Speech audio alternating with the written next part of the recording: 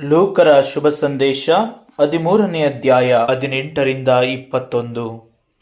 ಆತನು ಹೇಳಿದ್ದೇನೆಂದರೆ, ದೇವರ ರಾಜ್ಯವು ಯಾವುದಕ್ಕೆ ಹೋಲಿಕೆಯಾಗಿದೆ? ಅದನ್ನು ನಾನು ಯಾವುದಕ್ಕೆ ಹೋಲಿಸಲಿ? ಅದು ಸಾಸಿವೆ ಕಾಳಿಗೆ ಹೋಲಿಕೆಯಾಗಿದೆ. ಒಬ್ಬ ಮನುಷ್ಯನು ಅದನ್ನು ತೆಗೆದುಕೊಂಡು ಹೋಗಿ ತನ್ನ ತೋಟದಲ್ಲಿ ಹಾಕಿದನು.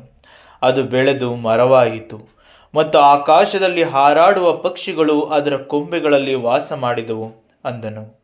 ಆತನು ಇನ್ನೂ ಹೇಳಿದ್ದೇನೆಂದರೆ, ದೇವರಾಜ್ಯವನ್ನು ನಾನು ಯಾವುದಕ್ಕೆ ಹೋಲಿಸಲಿ?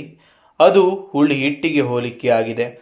ಅದನ್ನು ಒಬ್ಬ ಹೆಂಗಸು ತಕ್ಕೊಂಡು 3 ಸೇರು ಹಿಟ್ಟಿನಲ್ಲಿ ಕಲಸಿಡಲು ಆ ಹಿಟ್ಟೆಲ್ಲ ಹುಳಿಯಾಯಿತು ಅಂದನು. ಇಂದಿನ ವಾಕ್ಯ ಪ್ರಭು ಯೇಸು ಹೇಳ್ತಾ ಇದ್ದಾರೆ, ದೇವರ ಸಾಮ್ರಾಜ್ಯವನ್ನು ಜನರಿಗೆ ಬೋಧಿಸುವುದಕ್ಕೋಸ್ಕರ ಸಾಮ್ಯಗಳನ್ನು ಹೇಳೋದಕ್ಕೆ ಮುಂದಾಗ್ತಾರೆ.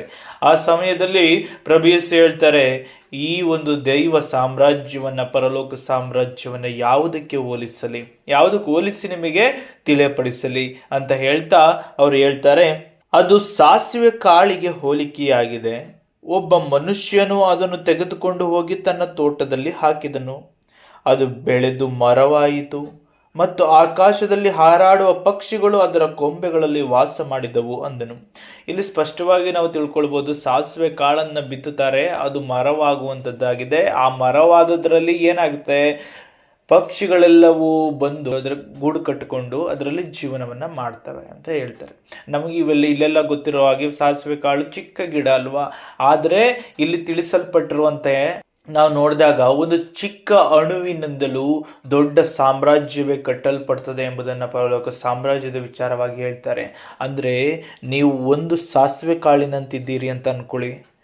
ನೀವು ಪರಲೋಕದ ಸಾಸಿವೆ ಕಾಳಾದರೆ, ಉತ್ತಮ ಕಾಳಾಗಿದ್ದರೆ ನೀವೇನಾಗಿರ್ತೀರಿ?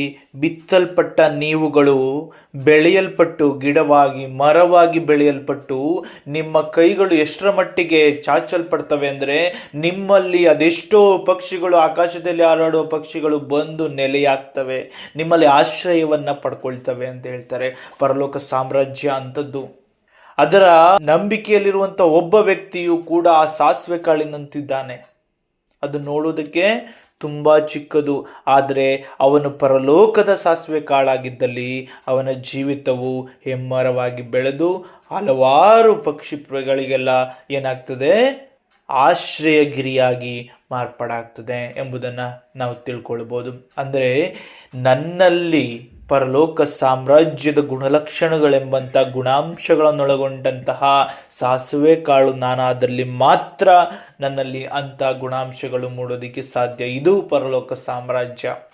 ಪರಲೋಕ ಸಾಮ್ರಾಜ್ಯ ಎಲ್ಲಿ ಯಾರ ಹೃದಯದಲ್ಲಿ, ಯಾರ ಜೀವಿತದಲ್ಲಿ ನೆಲೆಯಾಗಿದೆಯೋ ಅವರ ಬದುಕು ಅದೆಷ್ಟೋ ಪಕ್ಷಿಗಳಿಗೆ ಜೀವನವನ್ನು ಕಟ್ಟಿಕೊಳ್ಳುವಂತಹ ಮರವಾಗಿರ್ತದೆ ಎಂಬುದನ್ನು ವಾಕ್ಯ ಹೇಳ್ತದೆ. ಹಾಗೆ ಎರಡನೆಯದಾಗಿ ನಾನು ಇನ್ನೂ ಯಾವುದಕ್ಕೆ ಹೋಲಿಸಲಿ ಅಂತ ಹೇಳ್ತಾರೆ, ದೇವರ ರಾಜ್ಯವನ್ನು ನಾನು ಯಾವುದಕ್ಕೆ ಹೋಲಿಸಲಿ?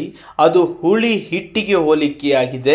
ಅದನ್ನು ಒಬ್ಬ ಹೆಂಗಸು ತಕ್ಕೊಂಡು 3 ಸೇರು ಹಿಟ್ಟಿನಲ್ಲಿ ಕಲಸಿಡಲು ಆ ಹಿಟ್ಟೆಲ್ಲ ಹುಳಿಯಾಯಿತು ಅಂದರು. ಇಲ್ಲಿ ನೋಡಿ, ದೈವ ಸಾಮ್ರಾಜ್ಯದ ಗುಣಾಂಶಗಳೆಂಬ ಹುಳಿ ಹಿಟ್ಟನ್ನ ತಕ್ಕೊಂಡು 3 ಸೇರು, ಒಂದಲ್ಲ ಎರಡಲ್ಲ 3 ಸೇರು ಹಿಟ್ಟಿಗೆ ಕಲಿಸಿದ್ರೆ ಆ 3 ಸೇರು ಹಿಟ್ಟು ಕೂಡ ಏನಾಯ್ತಂತೆ, ಹುಳಿಯಾಯಿತು.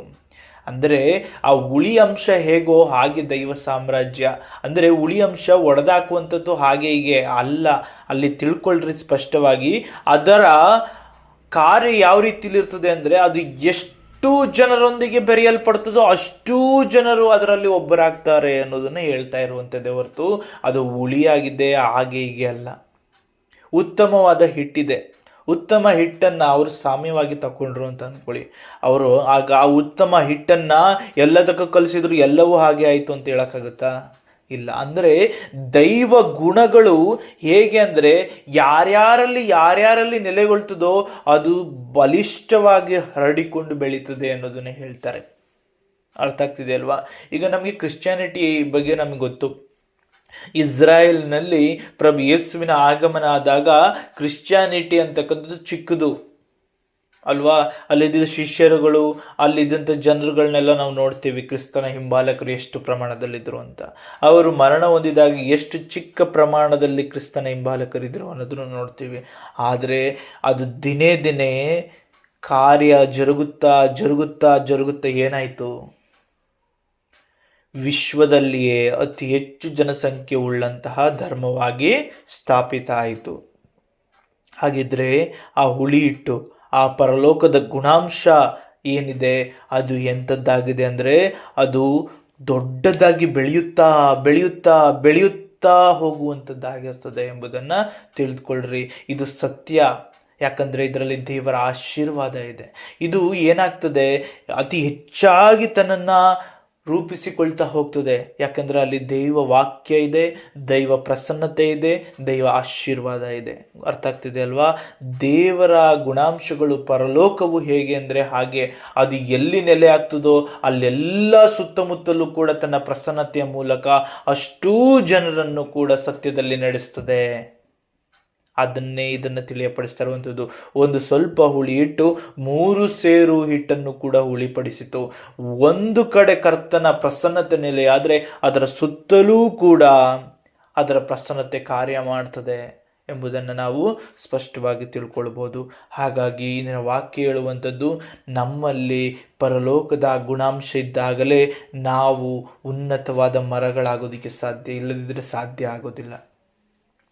ಅಷ್ಟು ಆಕಾಶದಲ್ಲಿ ಹಾರಾಡುವ ಪಕ್ಷಿಗಳೆಲ್ಲವೂ ವಾಸಿಸುವಂತಹ ಒಂದು ಮರವಾಗುತ್ತೆ, ಆಶ್ರಯ ಗಿರಿಯಾಗಿರುತ್ತದೆ ಅಂತಂದರೆ ಅದು ಶ್ರೇಷ್ಠತ್ವ. ಒಂದು ಹುಳಿ ಹಿಟ್ಟು 3 ಸೇರನ್ನು ಕೂಡ ಹುಳಿ ಹಿಟ್ಟನ್ನಾಗಿಸುವ ಸಾಮರ್ಥ್ಯ ಇದೆ. ಅಂದರೆ ಅಷ್ಟು ಸಾಮರ್ಥ್ಯ ಇದೆ ಪರಲೋಕ ಸಾಮ್ರಾಜ್ಯಕ್ಕೆ. ಅದರ ಪ್ರಸನ್ನತೆಯಿಂದ ಸುತ್ತಲೂ ಕೂಡ ಆ ಪ್ರಸನ್ನತೆಯ ಬೆಳಕು ಏನಾಗ್ತಾ ಇರ್ತದೆ, ಹರಡುತ್ತಲೇ ಇರ್ತದೆ. ಅದರ ಮಹೋಪಕಾರಗಳು, ಅದರ ಅದ್ಭುತ ಕಾರ್ಯಗಳು, ಅದರ ಭುಜಬಲ ಪರಾಕ್ರಮಗಳು ಎಲ್ಲವೂ ಕೂಡ ಹಬ್ಬಲ್ಪಟ್ಟು ಅಷ್ಟನ್ನು ಕೂಡ ಆವರಿಸಿಕೊಂಡು ಬಿಡ್ತವೆ ಎನ್ನುವುದನ್ನು ವಾಕ್ಯ ಹೇಳ್ತದೆ. ಹಾಗಿದ್ರೆ ಇಲ್ಲಿ ಒಂದು ಅದ್ಭುತ ಆಗಬೇಕು, ಒಂದು ನಗರದಲ್ಲಿ ಸತ್ಯಗಳು ಬೆಳಗಬೇಕು ಅಂತಂದರೆ ಇಲ್ಲಿ ನಾವು ಕೊರಗ್ತಾ ಕೂರೋದ್ರಿಂದ ಆಗಲ್ಲ. ನಮ್ಮಲ್ಲಿ ಕರ್ತನ ಸಾಮ್ರಾಜ್ಯ ಬರೋದಕ್ಕೆ ನಾವು ಸಿದ್ಧರಾಗಬೇಕು. ನಾವು ದೇವಾಲಯ ಆಗೋದಕ್ಕೆ ಸಿದ್ಧರಾಗಬೇಕು. ಯಾವಾಗ ನಾನೊಬ್ಬ ಆಗ್ತೀನಿ, ಯಾವಾಗ ನೀವೊಬ್ರು ಅವರೊಬ್ರು ಆಗ್ತಾ ಹೋಗ್ತಿರೋ ಆಗೇನಾಗುತ್ತೆ, ಅವರ ಪ್ರಸನ್ನತೆಯ ಕಿರಣ ಬಂದರೆ ಸುತ್ತಲಿನ ಪ್ರದೇಶವನ್ನು ಕೂಡ ಬದಲಾಯಿಸ್ತದೆ. ಅರ್ಥ ಆಗ್ತಿದೆ ಅಲ್ವಾ? ಹಾಗಾಗಿ ನಮ್ಮಲ್ಲಿ ಕರ್ತನ ಸಾಮ್ರಾಜ್ಯ ಬರುವುದಕ್ಕಾಗಿ, ನಾವು ಪರಲೋಕದ ಸಾಮ್ರಾಜ್ಯವು ನನ್ನಲ್ಲಿ ನೆಲೆಗೊಳ್ಳುವುದಕ್ಕಾಗಿ ನಾವು ದೇವರ ಆಲಯವಾಗಿ ಮಾರ್ಪಾಡಾಗಬೇಕು. ಅವರ ಗುಣಾಂಶಗಳನ್ನು ನಮ್ಮಲ್ಲಿ ಆವರಿಸಿಕೊಳ್ಳುವಂತೆ ನಾವು ಅವುಗಳಿಗೆ ನಮ್ಮನ್ನು ಬಿಟ್ಟು ಕೊಡಬೇಕು. ನಮ್ಮ ಆಲೋಚನೆಗಳನ್ನು ತೆಗೆದಿಟ್ಟು, ಭೂಲೋಕದ ದೃಷ್ಟಿಕೋನವನ್ನು ತೆಗೆದಿಟ್ಟು ನಮ್ಮನ್ನು ಸಂಪೂರ್ಣವಾಗಿ ಕರ್ತನಿಗೆ ವಿಧೇಯರಾಗಿಸಿ ಅವರ ಪ್ರೀತಿ ಬಾಂಧವ್ಯದಲ್ಲಿ ನೆಲೆಗೊಂಡವರಾಗಿ, ಅವರು ನೀಡುವ ಜ್ಞಾನದಲ್ಲಿ ಸಂಪೂರ್ಣವಾಗಿ ಆವರಿಸಿದವರಲ್ಪಟ್ಟು ನಾವು ಮುನ್ನಡೆಯುವವರಾಗಬೇಕು. ಆಗ ಮಾತ್ರ ನಮ್ಮಲ್ಲಿ ದೈವ ಸಾಮ್ರಾಜ್ಯ ನೆಲೆಗೊಳ್ಳಲು ಸಾಧ್ಯ. ದೇವರ ಕಾರ್ಯ ಯಥೇಚ್ಛವಾಗಿ ಜರುಗಿ ಎಲ್ಲ ಕಡೆಯೂ ಸತ್ಯವು ಮೊಳಗಲು ಸಾಧ್ಯ. ಆದ್ದರಿಂದ ಏನಾಗ್ತದೆ, ಈಗ ನೋಡಿ, ನಾನೊಬ್ಬ ಮಾತ್ರ ಸತ್ಯ ಹೇಳ್ತಾ ಇದ್ದೀನಿ, ಎಲ್ಲರೂ ಸುಳ್ಳು ಹೇಳ್ತಾ ಇದ್ದಾರೆ ಅಂದರೆ ಯಾರಿಗೆ ತೊಂದರೆ? ನನಗೇ ತೊಂದರೆ. ಸುಳ್ಳು ಹೇಳೋರೆಲ್ಲರೂ ಜಾಸ್ತಿ ಇದ್ದಾರೆ, ನಾನು ಒಬ್ಬ ಸತ್ಯ ಹೇಳ್ತಾ ಇದ್ದೀನಿ. ಏನಾಗ್ತದೆ? ಒಬ್ಬಂಟಿ ಆಗ್ತೀನಿ, ಕೊರಗ್ತೀನಿ, ನರಳುತ್ತೀನಿ. ಆದರೆ ನಾನು ಕೊರಗುವುದನ್ನು, ನರಳುವುದನ್ನು, ಅಳುವುದನ್ನು, ನೋವು ಪಡುವುದನ್ನು ಬಿಟ್ಟು ನಾನು ಪರಿಶುದ್ಧನಾಗಿ ನನ್ನಲ್ಲಿರುವ ಲೋಪಗಳನ್ನು ಸರಿಪಡಿಸಿಕೊಂಡು, ನನ್ನಲ್ಲಿರುವಂಥ ಪಾಪಗಳನ್ನು ಬಿಟ್ಬಿಟ್ಟು ನನ್ನನ್ನು ಶುದ್ಧೀಕರಿಸಿಕೊಂಡು ಕರ್ತನ ಆಲಯವಾಗಿ ಮಾರ್ಪಾಡಾದರೆ ನನ್ನ ಸುತ್ತಲೂ ಕೂಡ ಕರ್ತನ ಪ್ರಸನ್ನತೆಯು ಕಾರ್ಯ ಮಾಡಿ ಅವರೆಲ್ಲರೂ ಸತ್ಯವಂತರಾಗುವಂತೆ ಮಾಡ್ತದೆ. ಆಗೇನಾಯಿತು? ನನ್ನಲ್ಲಿ ಕಷ್ಟ ಇರ್ತದ, ನೋವಿರ್ತದ, ವೇದನೆ ಇರ್ತದ? ಇಲ್ಲ, ಸುತ್ತಲೂ ವಾತಾವರಣವೇ ಆಗಿದೆ. ನಾನು ಸಂತೋಷವಾಗಿರ್ತೀನಿ, ನಾನು ನೆಮ್ಮದಿಯಾಗಿರ್ತೀನಿ, ನಾನು ಸಮಾಧಾನದಿಂದಿರ್ತೀನಿ. ಇದರ ವಾಕ್ಯ ನಮಗೆ ಸ್ಪಷ್ಟವಾಗಿ ಹೇಳ್ತದೆ.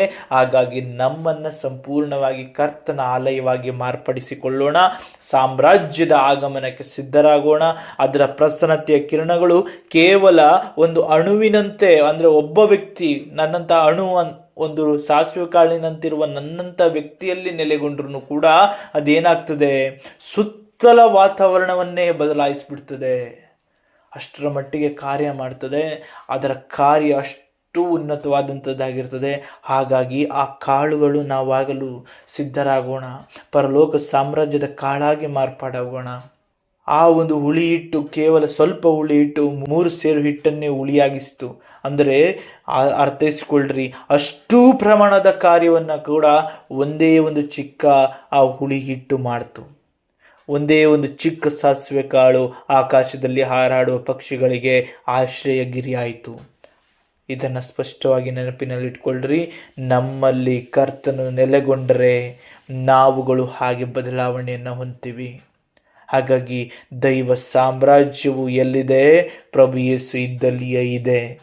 ಹಾಗಾಗಿ ಪ್ರಭು ಯೇಸುವಿನ ವಾಕ್ಯಗಳನ್ನು ನಮ್ಮಲ್ಲಿ ನೆಲೆಯಾಗಿಸಿಕೊಂಡು, ನಮ್ಮನ್ನು ಸಂಪೂರ್ಣವಾಗಿ ಬದಲಾಯಿಸಿಕೊಂಡು, ನಮ್ಮ ಪಾಪಗಳು, ಮೋಸ, ವಂಚನೆಗಳ ಆಲೋಚನೆಗಳು, ಹೊಟ್ಟೆ ಕಿಚ್ಚಿನ ಆಲೋಚನೆಗಳು, ನಾನತ್ವದ ಆಲೋಚನೆಗಳು, ಲೌಕಿಕ ಆಶೆಯ ಆಲೋಚನೆಗಳು, ಎಲ್ಲ ರೀತಿಯ ಮನಸ್ಸಿನ ಅಂತರಾಳದ ಎಲ್ಲ ಪಾಪಕೃತ್ಯಗಳು, ದೈಹಿಕ ಕೃತ್ಯಗಳು ಎಲ್ಲವನ್ನ ಬಿಟ್ಟು ಪರಿಶುದ್ಧರಾಗಿದ್ದೇ ಆದರೆ ಈ ಒಂದು ಜೀವಿತವು, ಈ ಒಂದು ಅಲ್ಪವಾದ ಜೀವಿತವು ಶ್ರೇಷ್ಠವಾದ ಜೀವಿತವಾಗಿ ಮಾರ್ಪಾಡಾಗಲು ಸಾಧ್ಯ. ದೇವ ಕಾರ್ಯವು ಯಥೇಚ್ಛವಾಗಿ ಜರುಗಿ ಸುತ್ತಲಿನ ವಾತಾವರಣವೇ ಸತ್ಯದೆಡೆಗೆ ತಿರುಗಿಕೊಳ್ಳೋದಕ್ಕೆ ಸಾಧ್ಯ. ಎಲ್ಲರೂ ಸಂತೋಷ, ನೆಮ್ಮದಿ, ಸಮಾಧಾನದಿಂದ ಬದುಕೋದಕ್ಕೆ ಸಾಧ್ಯ. ಹಾಗಾಗಿ ಇಂಥ ಅದ್ಭುತವಾದ ವಾಚನವನ್ನು ಮತ್ತು ಇಂಥ ಅದ್ಭುತವಾದ ಶಿಕ್ಷಣವನ್ನು ನೀಡಿದ ತಂದೆಯಾದ ದೇವರಿಗೆ ಸ್ತುತಿ ಸ್ತೋತ್ರವನ್ನು ಸಲ್ಲಿಸೋಣ. ನಾವೆಲ್ಲರೂ ಕೂಡ ಆ ಒಂದು ಸಾಮ್ರಾಜ್ಯದ ಭಾಗಗಳಾಗೋಣ.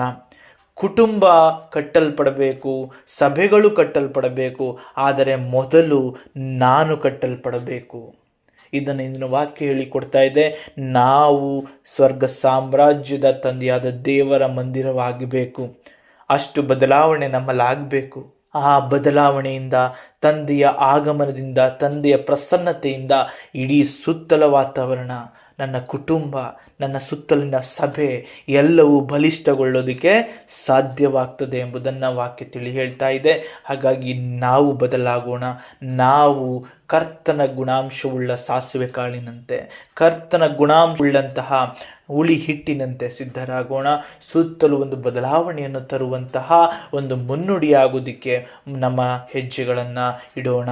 ಇದು ದೈವ ಕರೆ, ದೇವರು ನಮಗೆ ತಿಳಿಯಪಡಿಸುವಂಥ ಸತ್ಯತೆ. ಇದನ್ನು ಅರಿತು ಜೀವಿಸಲು ಬೇಕಾದ ಎಲ್ಲ ವರದಾನಗಳಿಗಾಗಿ, ಆತ್ಮರ ಬಲಕ್ಕಾಗಿ ತಂದೆಯಾದ ದೇವರನ್ನು ಯೇಸು ಕ್ರಿಸ್ತರ ನಾಮದಲ್ಲಿ ಪ್ರಾರ್ಥಿಸೋಣ. ಆಮೇನ್. ಪ್ರೀತಿ ಸ್ವರೂಪನಾದ ತಂದೆಯೇ, ಕೃಪಾಳು ದೇವನೇ, ಹೌದು ಸ್ವಾಮಿ, ನಾವು ಅಲ್ಪರು, ನಾವು ವ್ಯರ್ಥರು. ಆದರೆ ನಮ್ಮಲ್ಲಿರುವಂಥ ಎಲ್ಲ ದುಷ್ಟತ್ವವನ್ನು ಬಿಟ್ಟು ನಿಮ್ಮ ಪರಲೋಕದ ಗುಣಾಂಶಗಳನ್ನು ಹೊತ್ತುಕೊಂಡದ್ದೇ ಆದರೆ ನಿಮ್ಮ ಪ್ರಸನ್ನತೆಯ ಕಿರಣವು ನಮ್ಮನ್ನು ಬೆಳೆಸಿ ಸುತ್ತಲಿನ ವಾತಾವರಣದಲ್ಲಿ ಒಂದು ಆಶ್ರಯಗಿರಿಯನ್ನಾಗಿ ಬದಲಾಯಿಸುತ್ತದೆ ಎಂಬುದನ್ನು ತಿಳಿಯಪಡಿಸಿದ್ದೀರಿ. ನಮ್ಮಲ್ಲಿ ನಿಮ್ಮ ಕಾರ್ಯವು ಜರುಗಿದ್ದೇ ಆದರೆ ನಮ್ಮ ಮುಖಾಂತರವಾಗಿ ದೇವರೇ ನಾವು ಕೇವಲ ಒಂದು ವಸ್ತುವಿನಂತಿದ್ದೇವೆ. ನಮ್ಮ ಮುಖಾಂತರವಾಗಿ ಪರಿಪೂರ್ಣ ಕಾರ್ಯವು ನೀವು ಮಾಡಿ ಸುತ್ತಲಿನ ವಾತಾವರಣವನ್ನೇ ಬದಲಾಯಿಸ್ತೀರಿ, ಸುತ್ತಲಿನ ವ್ಯಕ್ತಿತ್ವಗಳನ್ನೇ ಬದಲಾಯಿಸ್ತೀರಿ ಎಂಬುದನ್ನು ತಿಳಿಯಪಡಿಸಿದ್ದೀರಿ. ನಮ್ಮ ಪರಿಪೂರ್ಣತಾ ಜೀವಿತಕ್ಕೆ ನಮ್ಮನ್ನು ಸಿದ್ಧಪಡಿಸಿರಿ.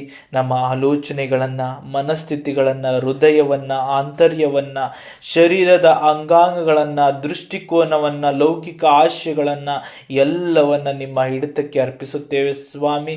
ಆಶೀರ್ವದಿಸಿರಿ, ಶುದ್ಧೀಕರಿಸಿರಿ, ನಮ್ಮನ್ನು ಹೊಸ ಚೈತನ್ಯದಿಂದ, ಹೊಸ ರೂಪದಿಂದ ರೂಪಿಸಿ ನಮ್ಮನ್ನು ಮುನ್ನಡೆಸಿರಿ ಎಂಬುದಾಗಿ ಪ್ರಭು ಯೇಸು ಕ್ರಿಸ್ತರ ಮುಖಾಂತರ ನಿಮ್ಮನ್ನು ಪ್ರಾರ್ಥಿಸುತ್ತೇವೆ ತಂದೆಯೇ. ಆಮೇನ್.